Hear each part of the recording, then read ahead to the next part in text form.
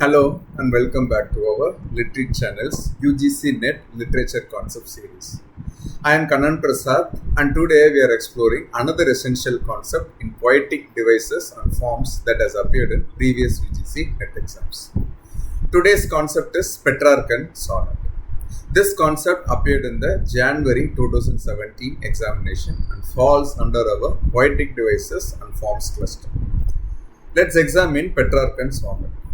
The term is named after the Italian poet Francesco Petrarca, who lived between the years 1304 to 1374, commonly anglicized as Petrarch, who perfected this sonnet form in his collection Canzoniere. The Petrachan Sonnet originated during the Italian Renaissance of the 13th and 14th centuries. It later spread throughout Europe during the Renaissance and has remained a significant poetic form through all subsequent literary periods. While early forms of the sonnet appeared in the Sicilian school of poetry in the 13th century, particularly with Giacomo de Lentini, it was Francesco Petrarch who standardized and popularized the form in the 14th century. The Petrachan sonnet was later introduced to England by Sir Thomas Wyatt and Henry Howard, Earl of Surrey, in the 16th century, influencing English Renaissance poetry, subsequently evolving into various sonnet traditions. Simply put, a Petrachan sonnet is a 14-line poem divided structurally into an octave, meaning 8 lines, and a sestet, meaning 6 lines, typically following the rhyme scheme ABBA, ABBA for the octave and CD, CD, CD or CDE, CDE for the system.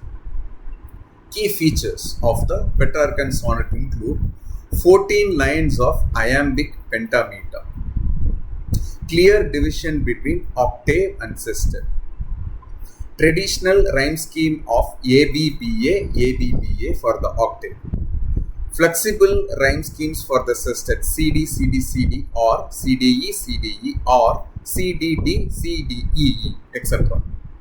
Volta, a turn in thought or argument at the transition from octave to sestet.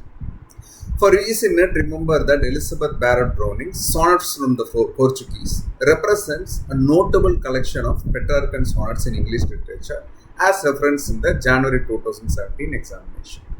Let's explore how the Petrachan sonnet has evolved and been employed by poets across different periods. Petrarch himself established the form with sonnets like Erano e Cape d'Oro from his Canzoniere, where he expresses idealized love for a woman named Laura.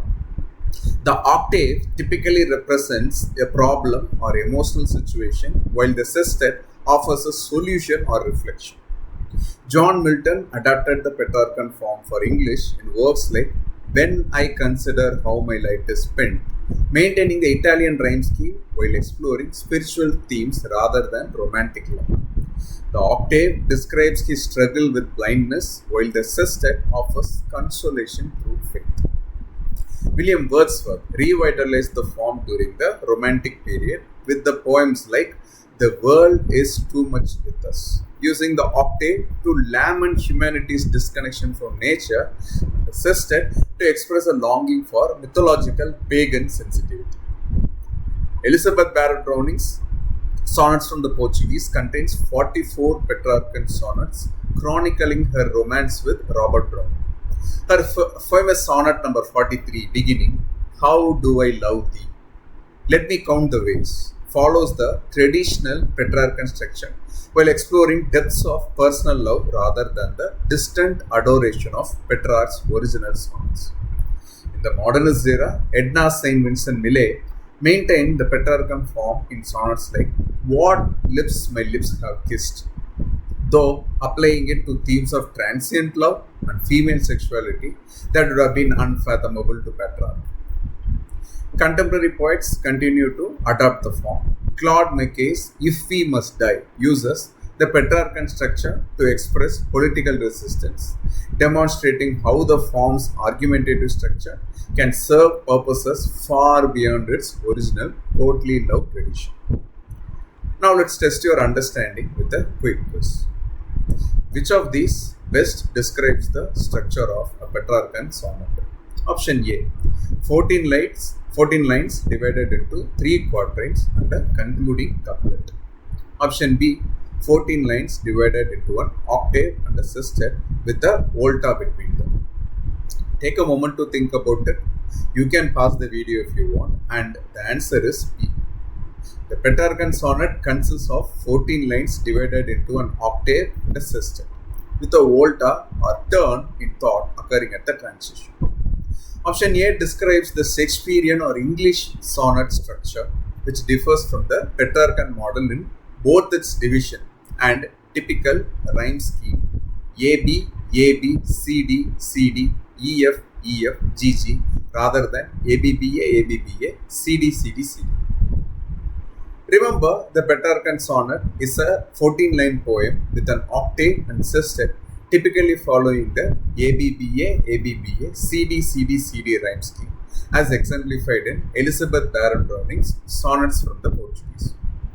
For your UGC NET exam, be prepared to identify its structural features and distinguish it from other sonnet forms. Questions shown in the video may or may not have been directly questioned in the UGC NET examination. I suggest and request that audience cross-verify the number of instances each term or concept appears. If there is an error, please check the description box for corrections. In our next video, we'll explore another important concept from our cluster. Thanks for watching Literate channel. Please feel free to comment below on any queries you may have about the terms of the video. See you in the next video. Happy learning.